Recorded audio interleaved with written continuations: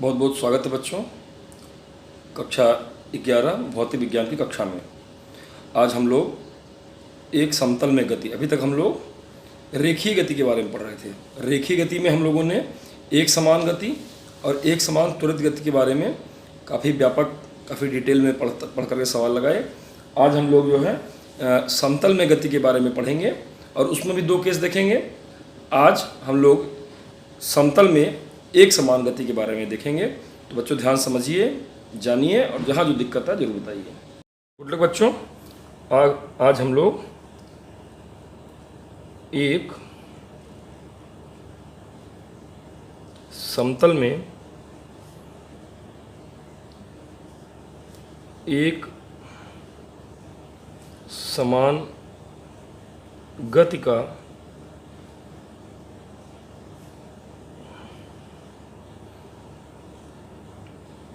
विश्लेषण करेंगे।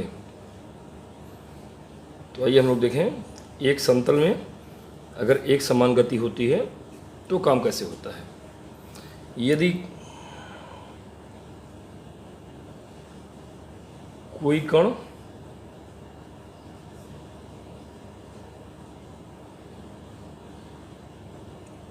प्रारंभिक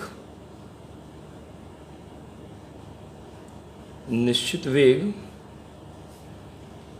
v, जिसकी value V X I cap plus V Y J cap. अब देखिए आई कैप जे कैप के फॉर्म में लिखना शुरू कर रहा हूँ। इसका मतलब समतलीय गति के बारे में हम लोग यहाँ पर पढ़ रहे हैं। से समयांतराल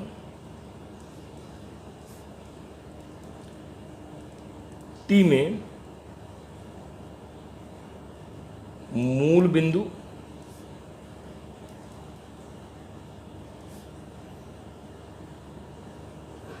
O x0 y0 से चलकर किसी बिंदु P XY पर पहुंचता है, तब एक समान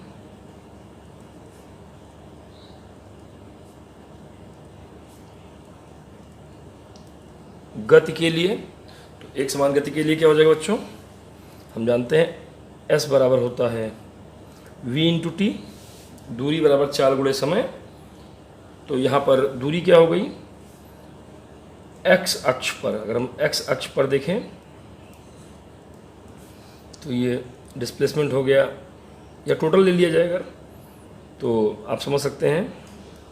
पूरा देखिए, आप इसको पूरा देखें क्या, कि यहाँ पर ये आ जाएगा आपका फाइनल पोजीशन, मतलब r इनिशियल पोजीशन r0, ये डिस्प्लेसमेंट हो गया v इंटू टी, ये कितना है X I cap plus Y J cap, ये फाइनल पोजीशन हो गई।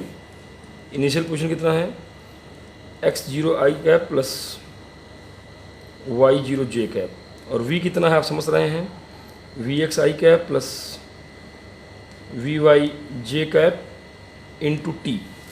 अब इसको अगर हम आगे बढ़ा के सॉल्व करेंगे तो ये x minus x0 I cap plus y minus y0 J cap that is equal to V X T I cap plus V Y T J cap, दोनों पक्षों की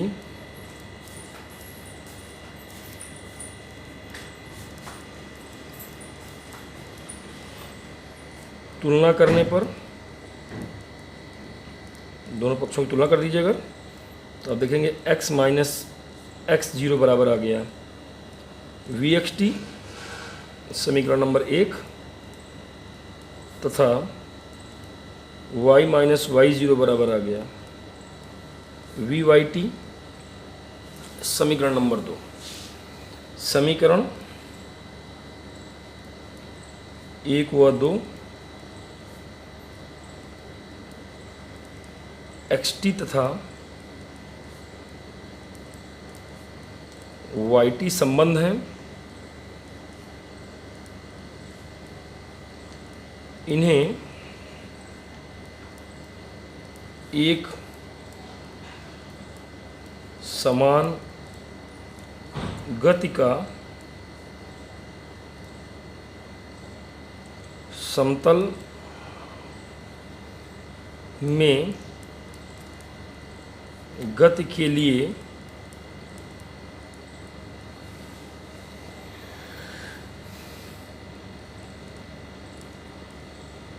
गति का समीकरण कहेंगे।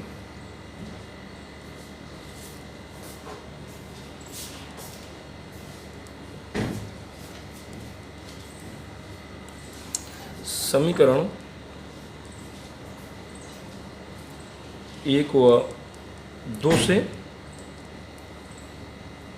y बराबर या y minus Y zero is equal to V Y, और तो t को हम एलिमिनेट कर दें तो पहले क्वेश्चन से देखिए t कितना आ जाएगा, x minus X zero upon V X. तो ये क्या आ गया, y is equal to V Y by V X, X minus X zero plus Y zero, ये आ गया। और ये समीकरण 3 है।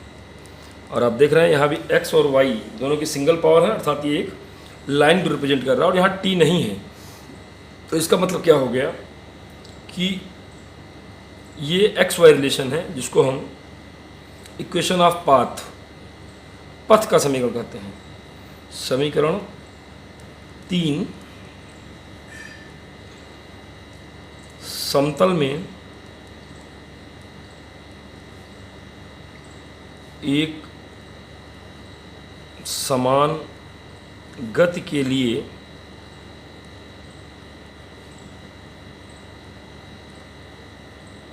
पथ का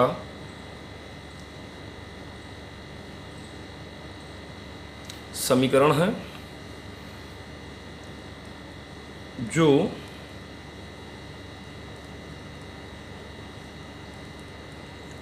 सरल रेखा को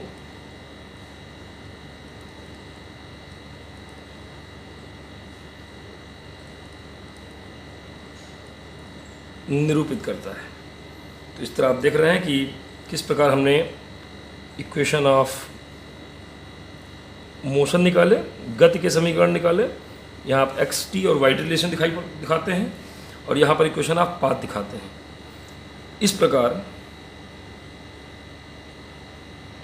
अगर आपको फाइनल पोजीशन आर दिखानी होगी तो वो X square plus Y square से निकालेंगे, तथा इसकी अगर एक्स एक्सिस से दिशा निकालेंगे अल्फ़ा, तो that becomes tan inverse y by x से आप प्राप्त करेंगे। समीकरण 1 और 2 से एक्स वाई की वैल्यू निकलती है और फाइनल पोजीशन आप यहाँ से निकाल सकते हैं।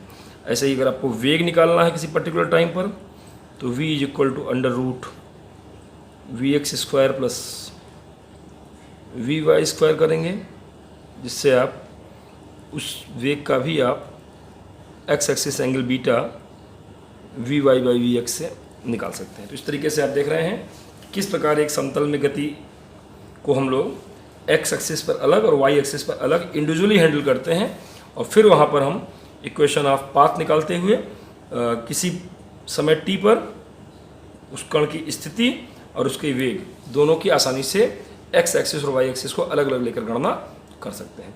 थैंक यू बच्चों, इसका अभ्यास करिए। इसी पर हम लोग आगे प्रक्षेप्य गति को भी समझेंगे, लेकिन अगर इसको आप अच्छे से नहीं समझे रहेंगे तो प्रक्षेप्य गति समझने में दिक्कत आएगी। तो गुड लक बच्चों, अभ्यास करें और जहाँ जो समस्या है उसको कमेंट करके अवश्य पूछें।